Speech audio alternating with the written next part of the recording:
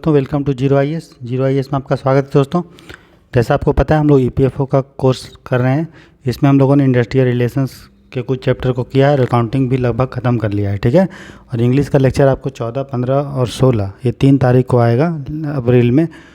3 दिन आएगा और ये 3 दिनों में हम लोग इंग्लिश को कंप्लीट कर लेंगे। ठीक है। तो हम लोग इंडस्ट्रियल रिलेशंस और लेबर लॉ शुरू कर रहे हैं। उसका हम लोग आज करेंगे मैटरनिटी बेनिफिट एक्ट, और इससे पहले 5 से 6 लेक्चर्स आ चुके हैं। ठीक है। तो इन 5-6 लेक्चर में दोस्तों हम लोगों ने बहुत सारे कानून को पढ़ा है। आज हम लोग मैटरनिटी बेनिफिट एक्ट करेंगे मात्र 15 मिनट में। ठीक है।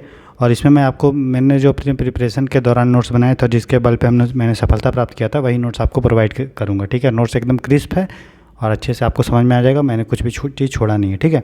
तो आप देख रहे हैं जीरो IAS का चैनल, और ये लेक्चर हिंदी और इंग्लिश दोनों में दोस्तों। और मात्र 15 मिनट में हम लोग मैटरनिटी बेनिफिट एक्ट, जिसको मातृत्व लाभ अधिनियम 1961 बोलते हैं, उसको शुरू करेंगे। इस लेक्चर को प्रेजेंट कर रहा हूँ मैं। मेरा नाम दोस्तों राहुल बनवाल है। मैं EPFO में एक सिलेक्टेड ऑफिसर हूँ। साथ ही साथ मैंने UPSC का मेंस 2020 में, UPPCS का मेंस 2021 में दिया है दोस्तों। तो चलिए बिना देरी के शुरू करते हैं मैटरनिटी बेनिफिट एक्ट। ठीक है। तो देखिए, मात्र 2 पेज का नोट्स है। ठीक है। आपको बस इतना ही नोट्स है आपको, और कुछ चीज़ छोड़ा नहीं है। कंप्लीट आपका प्रिपरेशन इससे हो जाएगा मैटरनिटी बेनिफिट एक्ट का। ठीक है। तो देखिए, मैटरनिटी बेनिफिट एक्ट, जिसको मातृत्व लाभ अधिनियम बोलते हैं दोस्तों, 1961 में लाया गया था। ठीक है। कि नाम से ही पता है कि जो मैटरनिटी मतलब जो माँ होती है, और ऐसी माँ जो नौकरी कर रही है, तो जब वो प्रेग्नेंट होती है तो उस समय उसको लाभ दिया जाता है, ताकि वो आसानी से उसका जो है बच्चा भी डिलीवरी हो जाए, और उसको जॉब में जो वेतन मिल रहा है वो भी उसका वेतन कंटिन्यू रहे। ये ना हो कि भाई वो प्रेग्नेंट रहे तो फिर उसको वेतन में कटौती की जाए। ठीक है। तो उनका लाभ देने के लिए कि जो माँ नौकरी कर रही है और जिनका डिलीवरी बाबू होने वाला है, बच्चा होने वाला है, तो उसका वेतन का अच्छे से ध्यान रखा जाए, उसी के लिए मैटरनिटी बेनिफिट एक्ट लाया गया था 1961 में। ठीक है। और इस कानून को 1917 में दोस्तों चेंज किया था, संशोधन किया गया है। तो देखो, मैटरनिटी के समय मतलब जब वो मातृत्व के समय होती है, प्रेगनेंसी होती है, तो उसका जो एम्प्लॉयमेंट है उसको प्रोटेक्शन देना इसका लक्ष्य है, रोजगार का संरक्षण देना इसका लक्ष्य है।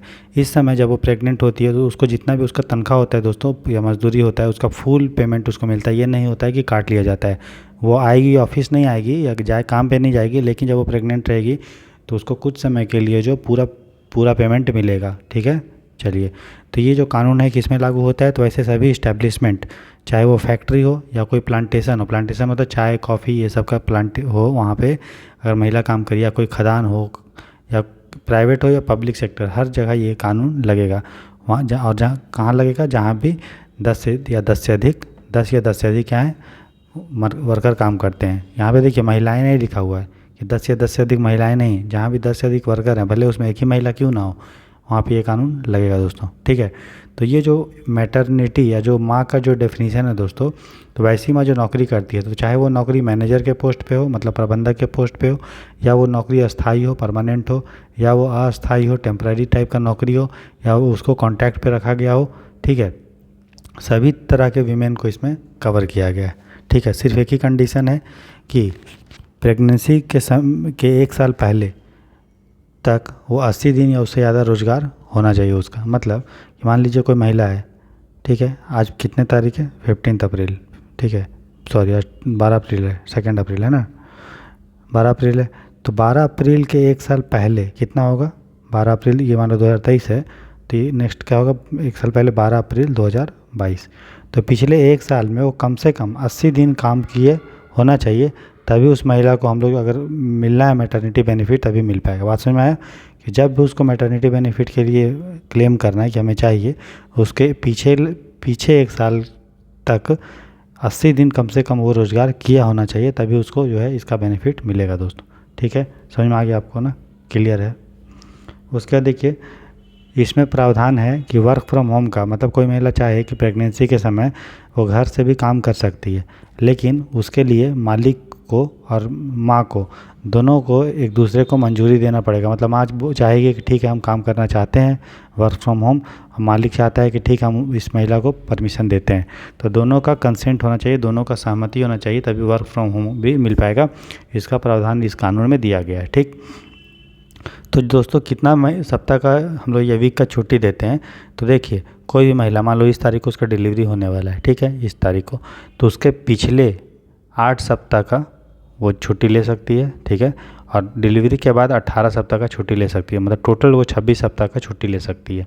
याद क्या रखना है, मैक्सिमम डिलीवरी के पहले वो 8 ही सप्ताह का छुट्टी ले सकती है, ठीक है। ये कंडीशन है कि मैक्सिमम डिलीवरी के पहले 8 ही सप्ताह का ले सकती है, और बाकी छुट्टी कितना, 28 में से 8 चला जाएगा तो कितना बचेगा, 18। तो 18 छुट्टी डिलीवरी के बाद लेगी, ऐसा ले सकती है। या कोई महिला चाहे कि हम पूरा साथ एक ही साथ छुट्टी ले लें, मतलब डिलीवरी के बाद ही 26 सप्ताह ले लें, तो वो भी सही होगा। कंडीशन सिर्फ यही है कि डिलीवरी के पहले सिर्फ उसको 8 सप्ताह का छुट्टी मिलेगा, बाकी उसको जैसे लेना है ले ले। हो सके कि इधर डिलीवरी के पहले 2 महीना ले ले, बाकी इधर 24 ले ले, या डिलीवरी के पहले कुछ नहीं ले और बाकी इधर 26 ले ले, तो इस टाइप का भी वो कर सकती है, ठीक है। जो 1961 का कानून था दोस्तों, उसमें 12 सप्ताह लिखा हुआ था, ये जो है वो 24 सप्ताह की जगह 12 सप्ताह था। जब अमेंडमेंट हुआ 2017 में, मैंने आपको बताया, तो उसमें जो है 12 सप्ताह को बढ़ा के कितना कर दिया गया, 26 सप्ताह। तो 26 सप्ताह क्या महिला को मिलेगा, मतलब कितने भी बच्चे पे नहीं, अगर वो महिला 2 बच्चे तक अगर जन्म देती है तो 2 बच्चे तक ही ये फैसिलिटी मिलेगा। अगर उस महिला को 3 बच्चा हो, अगर तीसरा बच्चा है अगर उसके लिए वो चाहती है, तो उसको 26 सप्ताह का दोस्तों छुट्टी नहीं मिलेगा, उसको कितना मिलेगा, 12 सप्ताह का छुट्टी मिलेगा। तो बात समझ में आया। तो कोई महिला को अगर 2 से ऊपर बच्चा है, तीसरा बच्चा का जन्म लेने वाला है, तो उसको 12 सप्ताह का छुट्टी ले सकती है। चौथा है, पाँचवा है, छठा है, जो भी है, तो 12 सप्ताह से अधिक छुट्टी नहीं मिलेगा, और वो भी पेड लीव मिलेगा, मतलब वेतन आपका कटेगा नहीं, वेतन भी मिलेगा। अगर कोई महिला 3 महीने से छोटे बच्चों को एडॉप्ट करती है, गोद लेती है, एडॉप्शन मतलब गोद लेना, तो भी उसको 12 सप्ताह का ही छुट्टी मिलेगा। अगर कोई महिला सरोगेसी के थ्रू बच्चा डिलीवरी करवाती है या कमीशनिंग मदर होती है, मतलब कोई महिला है, ठीक है, ये बच्चा मान लीजिए ये इनफर्टाइल है, बच्चा इसको नहीं हो रहा है, तो ये क्या करेगी, दूसरे महिला को जो है के थ्रू जो है अपना बच्चा पैदा करेगी, तो फाइनली जब बच्चा डिलीवरी होगा तो इसको मिल जाएगा। तो ये इसका केयर करने के लिए इस महिला को टाइम चाहिए ना, तो इस महिला को कितना छुट्टी मिलेगा, इसी महिला को दोस्तों बोलते हैं कमीशनिंग मदर, ठीक है। तो उसको कितना सप्ताह मिलेगा छुट्टी, 12 सप्ताह। तो याद रखना, अगर नॉर्मल केस में 1 से 2 साल 2 बच्चे रहेंगे, 2 बच्चे तक, उसको 26 सप्ताह। अगर 2 बच्चे से अधिक हैं तब आपको मिलेगा 12 सप्ताह। गोद ले रहे हैं 3 महीना से छोटे बच्चे, तो आपको 12 सप्ताह। और अगर कमीशनिंग मदर है, ठीक है, जो दूसरे के थ्रू जो है माँ बन रही है, तो उसको भी 12 सप्ताह का छुट्टी मिलेगा दोस्तों, ठीक है। तो अगर ये 12 सप्ताह का मिलेगा तो डिलीवरी के पहले आप 6 ले सकते हैं, बाकी आप डिलीवरी के बाद ले सकते हैं, उसी जैसा 8 इधर ले लो और 18 इधर ले लो 26 सप्ताह के केस में। लेकिन जब 12 सप्ताह का छुट्टी मिला इन केसों में, तब आप 6 महीने डिलीवरी के पहले ले सकते हो, 6 सप्ताह डिलीवरी के बाद 6 सप्ताह ले सकते हो, ठीक। या साथ ही साथ आप एक ही बार 12 सप्ताह का छुट्टी ले सकते हो, ठीक है। अगर मान लीजिए कोई गर्भवती महिला है, वो काम नहीं करेगी, कौन कौन सा काम उस पर नहीं करेगी, मान लो प्रेगनेंसी है लेकिन छुट्टी मान लीजिए अभी नहीं ली है, उसको लेना है छुट्टी लेकिन अभी मान लो नहीं ली है, तो उससे आप कौन कौन सा काम नहीं करा सकते। तो कोई भी कठिन काम है, जैसे कुछ उठाना पुठाना है, भारी भरकम काम है, तो उसको नहीं कराएंगे, क्योंकि बच्चा उसका गिरने का चांस है, मिस कैरेज होने का चांस है। कोई काम जिसको खड़ा रह के करना पड़े तो उसको आप नहीं करवाना है उसे। कोई ऐसा काम जिससे उसका मिस कैरेज हो जाए, नहीं करवाएंगे। कोई ऐसा काम जो स्वास्थ्य प्रभावित होगा, वो सब काम इससे नहीं करवाएगा। किससे, गर्भवती महिला से। कौन नहीं करवाएगा, मालिक, ठीक है। तो इसमें जो हम लोग को मैटरनिटी बेनिफिट है ना, तो बेनिफिट किस किस टाइप का, लाभ किस किस टाइप का महिला को मिलता है। तो पहला है मैटरनिटी बेनिफिट, जिसमें मैंने ऊपर ले आपने देख लिया कि 26 सप्ताह का छुट्टी 26 सप्ताह का मिलता है या 12 सप्ताह का। पेड लीव वो डिपेंड करेगा सिचुएशन, कंडीशन के हिसाब से, कंडीशन हम लोगों ने देख लिया, ठीक। नर्सिंग बेनिफिट मिलता है, मतलब कि जब तक बच्चा जो है 15 महीना तक नहीं हो जाता है, तब उसको 2 नर्सिंग छुट्टी मिलेगा दोस्तों, उसका केयर करने के लिए, ठीक है, ठीक है। तो जब तक बच्चा 15 महीना तक नहीं हो जाता, तब तक उसको 2 नर्सिंग छुट्टी मिलता है, याद रखिएगा। इसके अलावा मालिक का ये मतलब दायित्व है कि वो महिला को प्री नेटल और पोस्ट नेटल केयर दे, समझे, ठीक है दोस्तों। तो अगर कोई मालिक है, अगर वो महिला को प्री नेटल मतलब प्रसव पूर्व और पोस्ट नेटल मतलब प्रसव के बाद अगर केयर नहीं दिया है, ठीक है, तो उसको जो है 1000 रुपया बोनस देना पड़ेगा, मेडिकल बोनस, ताकि वो महिला जो है अपना प्रसव के पहले और प्रसव के बाद को मेडिकल को फ़ायदा उठा पाए, ठीक है। तो याद रखिएगा 1000 बोनस का भी प्रावधान है, कब, जब मालिक उसको प्रीनेटल पोस्टनेटल केयर नहीं प्रोवाइड किया है, ठीक है। अच्छा, मान लो कोई महिला है, उसको मालिक बोल दिया कि नहीं हम आपको मैटरनिटी बेनिफिट नहीं देंगे, छुट्टी वुट्टी नहीं देंगे, और छुट्टी देंगे लेकिन उसका पेमेंट आपको नहीं देंगे, जो 26 सप्ताह या 12 सप्ताह का है, तब महिला कंप्लेन कर सकती है, अपील कर सकती है। तो जब भी उसको मालिक लिख के दे दिया कि फलाना तारीख को नोटिस लिख के दे दिया या बोला हम आपको नहीं देंगे, तो जिस दिन उसको लिख के दिया है उसी दिन, उसी से 60 दिन के अंदर महिला जो है कंप्लेन कर सकती है कि हमको जो है ये जो मालिक है फैक्ट्री का वो नहीं दे रहा है, ठीक है। तो वो कंप्लेन कर सकती है 60 दिन के अंदर। बात समझ में आया। अच्छा, अगर मान लो माँ और बच्चा, ठीक है, दोनों जिंदा का माँ के पेट में बच्चा है, ठीक है, और बच्चा भी जिंदा पैदा लिया, ठीक है, और जिंदा है भी, और माँ भी जिंदा अगर रही तो उसको 26 हफ्ता का छुट्टी मिलेगा दोस्तों। समझ में आ रहा है? मान लीजिए प्रेगनेंसी के बच्चा डिलीवरी के बाद माँ मर गई, माँ का डेथ हो गया, तो बच्चे को भी बेनिफिट मिलेगा। कब तक मिलेगा? जब तक लीव ली है। मान लो 26 हफ्ता का महिला लीव ली होगी तब उसको उतना दिन का पेड लीव मिलेगा, ठीक है, अगर माँ का डेथ होता है तो। बात समझ में आ रहा है? सिंपल, माँ का डेथ हो गया, बच्चा ज़िंदा है, तो बच्चे को जब तक छुट्टी है 26 हफ्ते का या 12 हफ्ते का उसको पेड लीव मिलेगा, उतना उसको पैसा मिलेगा दोस्तों, ठीक है। मान लीजिए डिलीवरी हुआ, माँ भी मर गई और बच्चा भी मर गया, तो जो भी नॉमिनी होगा, मतलब क्या होता है कि माँ जब छुट्टी के लिए अप्लाई करती है दोस्तों तो उसमें अपना नॉमिनी का नाम भी लिख देती है, ठीक है, मनोनीत कर देती है किसी का नाम कि अगर हमको कुछ हो जाता है, डेथ हो जाता है, तो फलाना आदमी को मैटरनिटी बेनिफिट का पैसा मिलना चाहिए। तो प्रेगनेंसी के बाद माँ का भी डेथ हो गया, बच्चा का भी डेथ हो गया, तो जो भी नॉमिनी का नाम होगा, जिसको महिला लिखी होगी, उसको दोनों के डेथ होने तक उस दिन तक का पेड लीव मिलता है। समझ में आ रहा है? सिंपल सा चीज़ है। माँ और बच्चा दोनों डेथ हो गया तो नॉमिनी को पैसा मिलेगा कब तक का? जब जिस दिन उसका डेथ हुआ, ठीक है। माँ डेथ हो गई, बच्चा को पैसा मिलेगा कब तक? जब तक उसने छुट्टी के लिए अप्लाई किया है। माँ और बच्चा दोनों जिंदा है तो 26 हफ्ता। माँ का डेथ हो गया लेकिन बच्चा जिंदा रहा, बच्चा जिंदा पैदा हुआ, लेकिन बाद में उसका मौत हो गया, ठीक है, तो जब तक बच्चा का मृत्यु ना हो तब तक उसको मैटरनिटी बेनिफिट मिलेगा। बात समझ में? माँ मर गई प्रेगनेंसी के बाद, ठीक है, और बच्चा जो है वो मरा नहीं, बच्चा जिंदा पैदा हुआ लेकिन कुछ समय बाद मर गया, तो जब तक वो जिंदा था तब तक उसको मैटरनिटी बेनिफिट मिलेगा, ठीक है। समझ में आया? ये आपको इतना ध्यान देना है। ठीक है, मान लीजिए कोई महिला है, पूरा फ़ायदा उठा ली मातृत्व लाभ का, अगर फ़ायदा उठाने के बाद अगर उसको कंपनी छोड़ना है, कंपनी से रिजाइन करना है, त्याग पत्र देना है, तो आसानी से वो दे सकती है, इसके लिए कोई बैरियर नहीं है। मालिक ये नहीं बोल सकता है कि तुमने मातृत्व लाभ मेरे से ले लिया, अब तुम नहीं छोड़ सकती हो, नहीं, वो महिला पे कोई दायित्व नहीं है, कोई रिस्पॉन्सिबिलिटी नहीं है। अगर वो चाहती है तो फ़ायदा ले ले मैटरनिटी बेनिफिट का, और उसके बाद जो है वो उसको छोड़ सकती है नौकरी, ठीक है। मैटरनिटी बेनिफिट का डिलीवरी तक का प्रेग्नेंट जो है, तो देखिए मैटरनिटी बेनिफिट मतलब क्या हुआ, हम लोग को देख लिया कि पेड लीव मिलेगा, मतलब छुट्टी का पैसा मिलेगा जब तक वो छुट्टी लेगा। तो जिस दिन मान लो आज अप्लाई किया, ठीक है, और डिलीवरी हुआ इस तारीख को, ठीक है, इस दिन डिलीवरी हुआ, फिर वो डिलीवरी के बाद भी छुट्टी लिए, तो जो डिलीवरी तक का जो पेमेंट होता है दोस्तों, वो पैसा उसको एडवांस में मिल जाता है महिला को, ठीक है। और डिलीवरी के बाद का जो पैसा होगा वो तब मिलेगा जब वो अप्लाई करेगी, और उसको प्रूफ देना पड़ेगा कि फलाना तारीख को हम जो है प्रेग्नेंट हुए थे, सॉरी फलाना तारीख को हम जो है डिलीवरी हुआ था मेरा। समझ में आया? तो जो डिलीवरी के पहले का जो पेमेंट है जितना भी बन रहा है महिला का, वो उसको एडवांस के रूप में मिल जाएगा, और डिलीवरी के बाद का पैसा जो है उसको मिलेगा उस दिन जिस दिन वो अप्लाई करेगी डॉक्यूमेंट के साथ कि फलाना तारीख को मेरा डिलीवरी हुआ था। बात समझ में आया? तो प्रूफ दिखाने के बाद डिलीवरी का पैसा जो है पेमेंट उसको मिलता है दोस्तों, ठीक है। इस कानून में ये भी प्रावधान है कि अगर किसी भी फैक्ट्री में अगर 50 मजदूर से अधिक काम करते हैं, मतलब यहाँ मजदूर लिखा है, महिला नहीं लिखा है, और भले वहाँ एक महिला क्यों ना हो, तो किसी भी फैक्ट्री में अगर 50 से अधिक मजदूर काम कर रहे हैं दोस्तों, तो वहाँ पे महिला का जो बच्चा को देख रेख करने के लिए एक शिशु गृह होगा, जहाँ पे शिशु रहेंगे, उसको क्रेच भी बोलते हैं, ठीक है। तो क्रेच जो भी होगा कब होगा? जब किसी फैक्ट्री में 50 से अधिक मजदूर काम करते हैं दोस्तों, ठीक। तो इसमें क्या करती है महिला, जैसे कि बच्चा को लेके आई दोस्तों, ठीक है, बच्चा कितना छोटा बच्चा को लेके आ सकती है? 6 महीना से 6 साल के बच्चे को क्रेच में रखा जाएगा, मतलब शिशु गृह में। तो महिला जो है अपने साथ बच्चा को लेके आई, वो बच्चा 6 माह से 6 साल के बीच में होना चाहिए। फिर उसके बाद क्रेच में शिशु गृह में रख ली, और शिशु गृह में जो होगा गार्ड होगा, ठीक है, ट्रेंड वर्कर होगा, वो उसको देखभाल करेगा तब तक जब वो महिला जब तक ऑफिस में काम कर रही है, ठीक है। और वो महिला को अपने बच्चे से मिलने का है, ऐसा नहीं है कि मिलने नहीं दिया जाएगा, मिलने दिया जाएगा महिला को, लेकिन जब तक वो जॉब कर रही है तब तक मात्र 4 बार जो है वो बच्चे से जाके मिल सकती है, ठीक है, विजिट में 4 बार मिल सकती है, ठीक। और जो भी एक क्रेच होगा दोस्तों, शिशु गृह होगा, वो फैक्ट्री के 500 मीटर दूर के दायरे में होना चाहिए, उससे दूर नहीं होना चाहिए, फैक्ट्री के 500 मीटर के नज़दीक होना चाहिए। और इसमें से जो बच्चे होंगे वो कितने साल के रखे जा सकते हैं? 6 माह से 6 साल के बच्चे तक, ठीक है। तो जो शिशु गृह होगा उसका देखभाल करने के लिए गार्ड चाहिए, ठीक है। और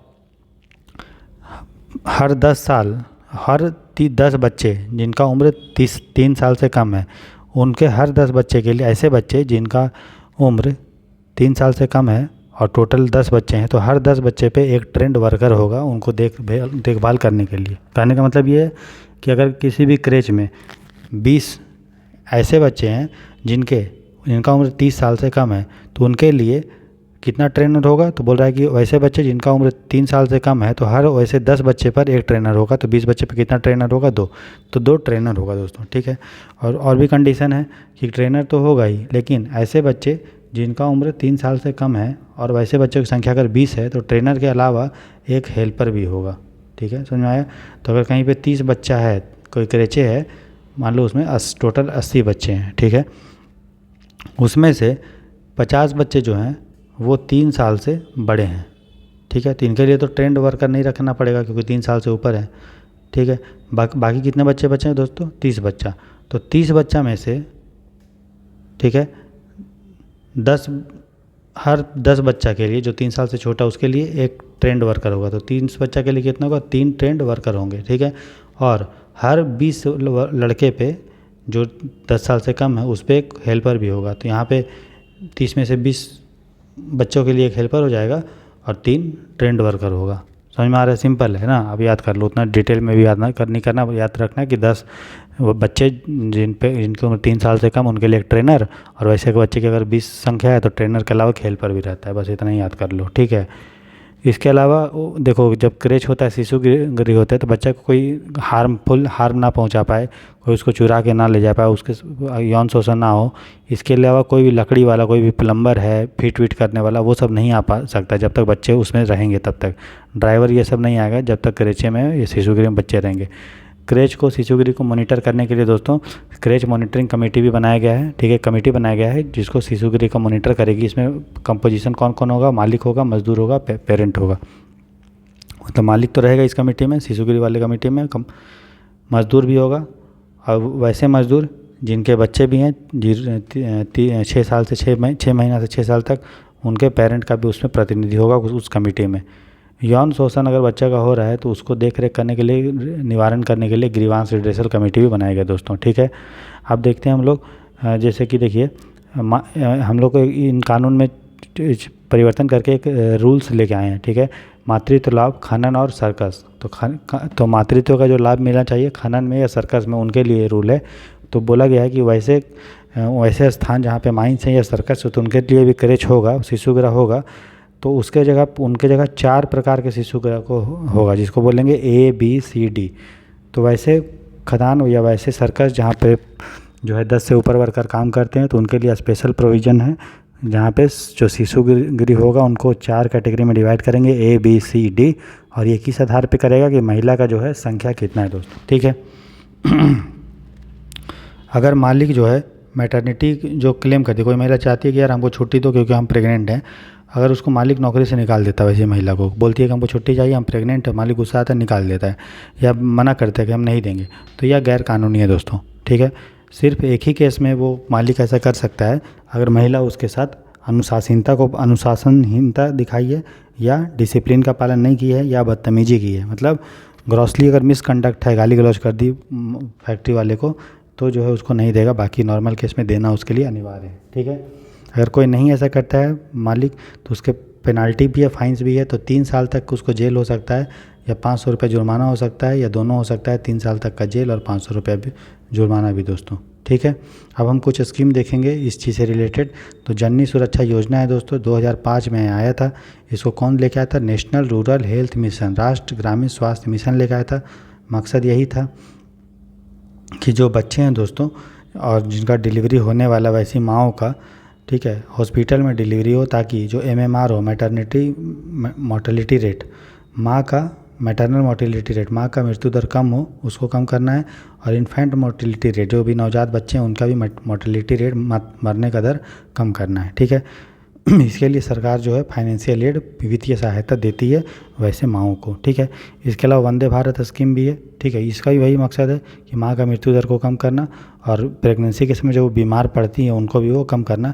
इसके लिए क्या होगा, हर महीने के फिक्स्ड तारीख को प्राइवेट हॉस्पिटल, सरकारी और प्राइवेट हॉस्पिटल में और NGO वाले हॉस्पिटल में महिलाओं को बताया जाएगा कि क्या क्या जो है आप प्रेगनेंसी के समय खाना चाहिए और कैसे रहना चाहिए। ठीक है, ताकि वो बीमार कम पड़े और उनका डेथ कम हो। ठीक, और भी एक स्कीम है प्रधानमंत्री मातृ वंदना योजना दोस्तों, 2017 में लॉन्च किया गया था, याद रखना है।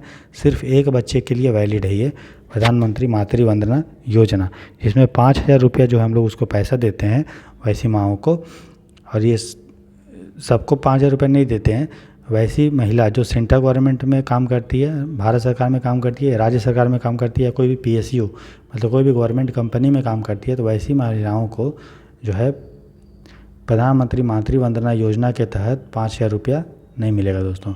उसी तरह प्रधानमंत्री सुरक्षित मातृत्व अभियान भी लेकर आइए, जहाँ पे हर महीने के 9 तारीख को जो भी प्रधानमंत्री मातृत्व सुरक्षित मातृत्व अभियान का जो क्लिनिक होता है वहाँ पे उनको नेटल केयर मिलता है, प्रसव पूर्व जो है जानकारी मिलता है और अच्छे से देखभाल होता है, ताकि वो महिला आसानी से डिलीवरी बच्चे को कर पाए और खुद भी सुख से रहे, खुशी से रहे, हेल्दी रहे और बच्चा भी हेल्दी रहे। तो दोस्तों मात्र 15 से 20 मिनट में हम लोगों ने मैटरनिटी बेनिफिट एक्ट को अच्छे से डिटेल में ख़त्म कर लिया। इसका PDF मैं आपको टेलीग्राम चैनल पर दे दूँगा, वहाँ से आप इसको डाउनलोड करके पढ़ सकते हैं। ठीक है, मिलते हैं दोस्तों नेक्स्ट लेक्चर में, तब तक के लिए गॉड ब्लेस यू और अच्छे से रहिए, खुश रहिए। ठीक है, चलिए।